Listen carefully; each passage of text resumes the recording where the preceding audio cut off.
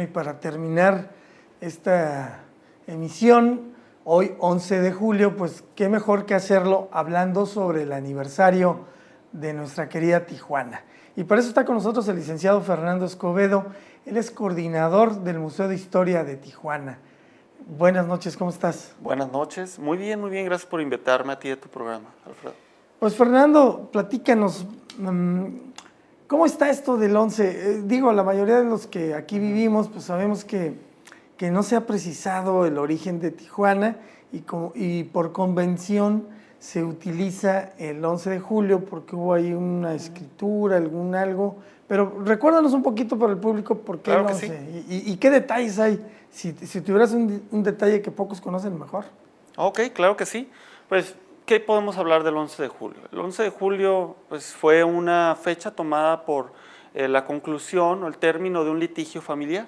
Un litigio familiar de la familia que eran los dueños del rancho Tijuana desde el año de 1829, cuando recibieron la concesión del gobernador de aquel entonces, pues lo que sería las Californias de aquel entonces, se llamaba José María Echeandía, ¿sí? Esto fue el 24 de marzo de 1829.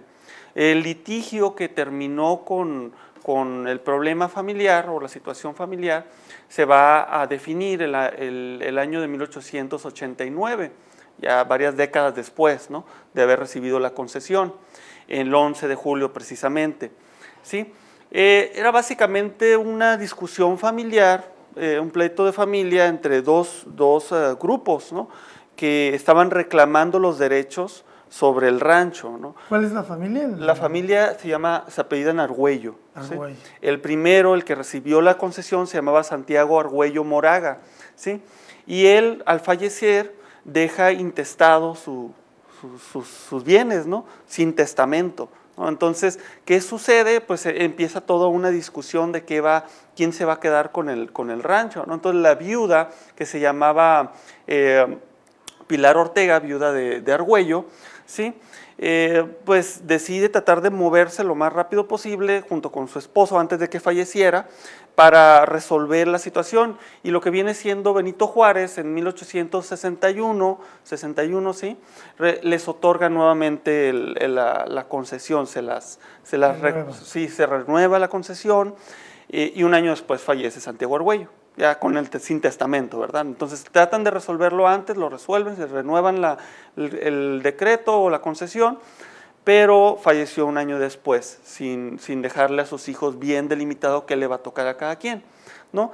Entonces, casualmente, un año posterior, también los 60, inicios de los 60 del siglo XIX, Benito Juárez establece una ley que dice que las concesiones de terrenos van a ser otorgadas únicamente de 3 sitios de ganado mayor, no pueden ser más de 3 sitios de ganado mayor, y el terreno de los Argüello era de 6 sitios, entonces la viuda de Santiago Argüello lo que hace, ya con su esposo fallecido, es venderle a uno de sus hijos la mitad del rancho, ¿no?, a Ignacio Argüello. No sabemos por qué a ese hijo se le vendió y no a alguno de los otros, ¿no?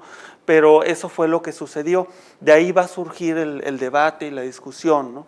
Entonces pasa el tiempo, eso va a ser 1870 más o menos, pasa el tiempo y en 1879, con una serie de leyes que establece Porfirio Díaz, ya como presidente, pues cancela todas las concesiones básicamente, ¿no? Las cancela, y Pilar Ortega, la viuda de Santiago Argüello, decide volver a recuperar el rancho, pero a su nombre, ¿no?, bajo su tutela. El que le había vendido. Ya le había vendido la mitad a su hijo. Entonces ella trata de recuperar el rancho. En 1879 se lo otorga Porfirio Díaz, pero tiempo después va a llegar, cuando tratan de resolver la situación, están discutiéndolo en las cortes, va a llegar el abogado de Ignacio Argüello, al que le había vendido la mitad del rancho, y va a decir: ustedes no se pueden dividir el rancho entre los descendientes, ¿no?, de Pilar Ortega. Pilar Ortega creo que falleció poco tiempo después antes de que Porfirio Díaz le entregara la concesión, se la renovara, ¿no? Casualmente, ¿cómo le vas a renovar la concesión a una persona que ya falleció? Pero lo hizo, y por documentos, ¿no? Hay documentos sobre eso. Entonces, los descendientes de Pilar Ortega se empiezan a dividir los terrenos, quieren ver cómo lo van a organizar todo el asunto, y es cuando se presenta el abogado de Ignacio Argüello, al cual le habían vendido parte del terreno, la mitad del terreno, ¿no? Entonces, pues se da una discusión muy fuerte. En el intermedio, el mismo Porfirio Díaz le vende los terrenos, nuevamente se le da una nueva concesión a un alemán ya naturalizado mexicano que se llamaba Luis Hüller, ¿sí? Casualmente, pues este alemán naturalizado mexicano, pues tenía muchos problemas con otras regiones que le habían concesionado en Baja California, y pues no le pone mucha atención a lo que es el rancho de Tijuana. Por lo tanto, le quitan la concesión, no la reclama tampoco, y los Argüello nuevamente tratan de resolver el asunto. ¿Cómo lo resuelven? Lo resuelven el año 1889, el 11 de julio, al pedirle a un ingeniero que se llama Ricardo Orozco, que actualmente el licenciado Gabriel Rivera del Archivo Histórico hizo una investigación muy interesante sobre este personaje, ¿sí? Resaltando la figura. Lo contratan básicamente o lo llaman para que les ayude a hacer un plano, el primer plano que va a tener la ciudad de Tijuana como un establecimiento urbano, ¿no? Pero este establecimiento realmente va a ser imaginario porque no se tomó en cuenta en el plano la topografía local. Entonces se hizo un plano con diagonales al estilo francés, al estilo moderno, ¿sí? Con plazas dentro, en las diferentes manzanas del plano, ¿sí? Y pues realmente nunca se llevó a cabo, nunca se concretó. Lo único que se logró concretar, pues podemos hablar de la Plaza Santa Cecilia, que en aquel entonces era la Avenida Argüello. Que hay que volverle a poner nombre a Argüello, si fue la primer calle de Tijuana. Todavía tiene el letrero. Pero la mayoría le dice la Plaza Santa Cecilia. No, hay que rescatarla. Es que lo que sucede es que lo convirtieron en plaza. O sea, era una avenida, pasaban los camiones por ahí, pasaban los carros, la llegada de todos los turistas en carro hacia Tijuana, hacia el centro de la ciudad. No era por la Revolución. No era por la calle Tercera o cruzando hacia Zona Río, luego calle Tercera, sino era por el Puente México, que llegaba a la Avenida México, y posteriormente al Callejón Argüello o la calle Argüello, y ya posteriormente a la Avenida Revolución y todas las demás calles, ¿no? Entonces ese es básicamente lo que estamos celebrando ahorita, el fin de un litigio familiar y el invento o la creación, la construcción más bien, el desarrollo de un plano que va a ser fundacional de un posible establecimiento urbano de Tijuana, ¿no? En esos años, 1889, el 11 de julio.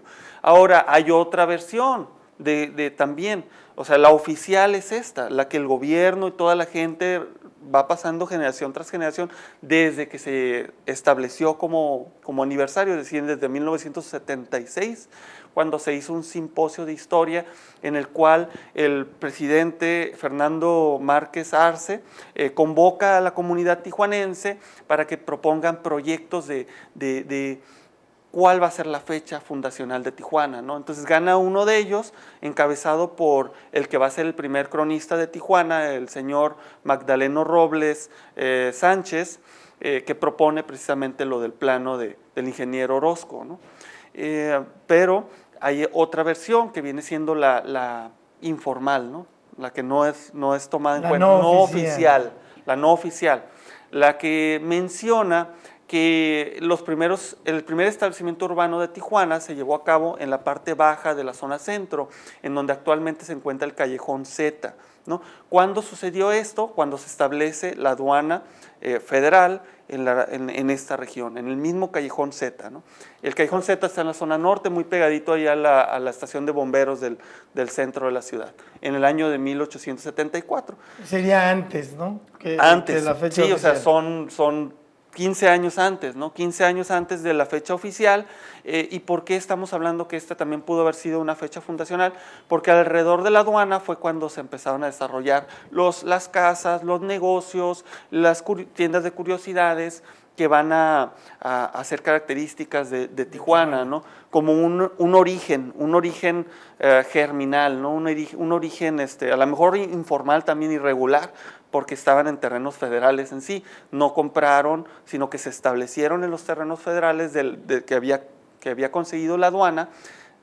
¿Y por qué surgió la aduana también? Perfecto. ¿No? Fernando, muy interesante. Y la verdad que pues nos hace falta tiempo. Te vamos a comprometer a que nos vayas platicando. Yo sé que sabes mucho de historia de la ciudad, de los lugares, y a ver qué vamos a hacer, porque yo sé que a la gente que aquí vivimos queremos saber esos orígenes. Vámonos rapidito a la cápsula, las recomendaciones culturales para el siguiente fin de semana. ¿Qué tal, amigos de Versus Multimedia? Mi nombre es Alejandro Estrada y hoy tengo el gusto de llevarle la agenda cultural de la semana con los eventos más atractivos de Tijuana y la región. Me encuentro en el antiguo Palacio Cayalay, hoy Forum, pues mañana martes 14 de julio se presenta Odín Dupeirón con su monólogo A Vivir, una obra que nos invita a redescubrir las situaciones de la vida.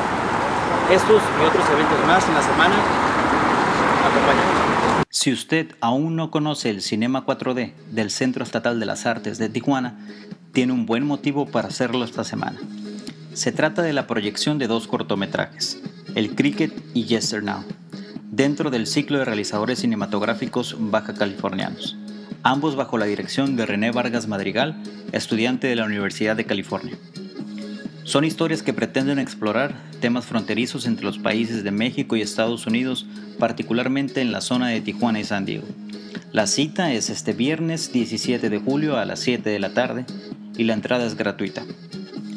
Del oriente de la ciudad, donde se ubica el CEART, trasladémonos ahora a una de las zonas más antiguas de la ciudad, la calle Quinta en la Colonia Libertad, donde hace ya más de una década nació el Festival de Ópera en la calle. Esta fiesta musical se lleva a cabo cada año en el mes de julio en un ambiente de verbena popular donde el asistente tendrá la sensación de estar perdido por unas horas en alguna región italiana. Es una gran oportunidad para aquellas personas que nunca han tenido un contacto directo con el género de la ópera, en especial el público infantil.